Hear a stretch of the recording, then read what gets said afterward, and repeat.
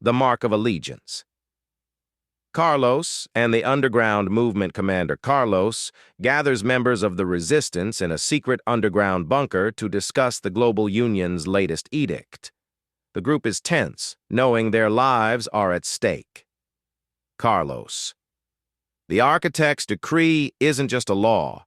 It's a death sentence for anyone who refuses.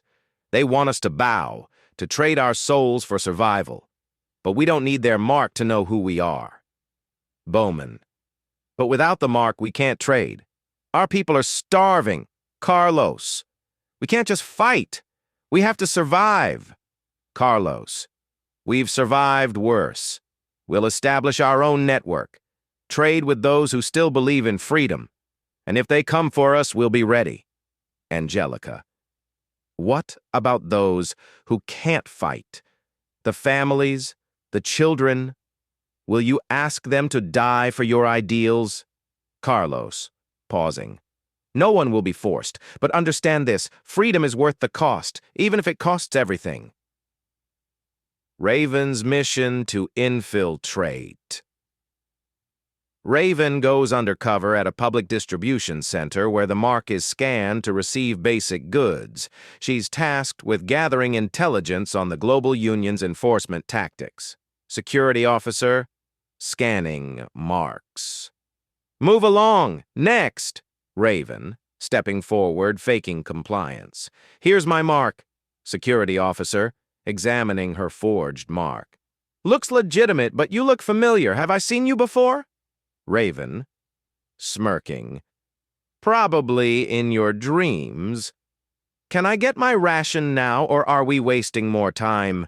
Security officer, grinning reluctantly. Watch your attitude. Move. Raven notices a young girl being turned away for lack of a mark. Young girl. Please, sir. My family hasn't eaten in days. Security officer. No mark, no service. Take it up with the administrator. Raven, to herself. This has gone too far. No one should have to beg to live. The architect's broadcast. The architect addresses the world in a chilling broadcast, cementing his absolute authority. Citizens are required to watch under penalty of death. The architect, smiling coldly. Citizens of the Global Union, the time of unity has come. To ensure peace, prosperity, and progress, every man, woman, and child must bear the mark of allegiance. This is not merely a symbol. It is a covenant. Without it, you will not buy, sell, or partake in the new age of prosperity. And as for speech, freedom is not a license for chaos. Words will now align with the values of unity and integration. Any who defy these measures are enemies of peace and will face the ultimate penalty.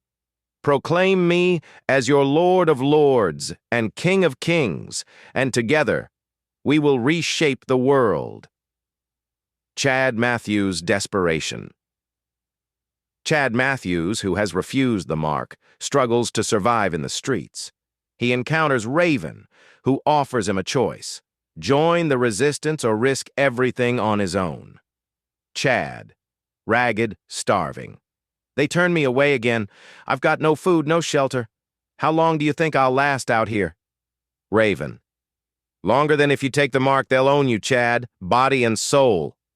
Chad, bitterly. And what's the resistance offering? A slow death instead of a quick one? Raven. A chance to fight back. A chance to make your death mean something.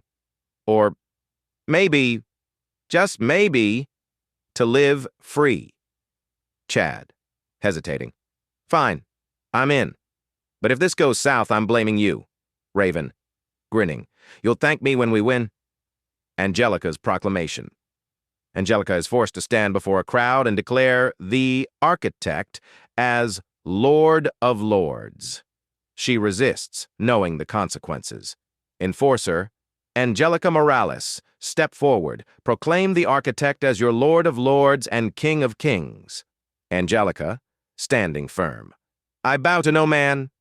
Enforcer, raising a weapon. Refusal is punishable by death. Do you wish to reconsider? Angelica, staring defiantly. Do your worst. My soul belongs to God, not to your so-called king. The crowd gasps as the enforcer raises his weapon, but resistance fighters storm in before he can fire. Carlos. Not today.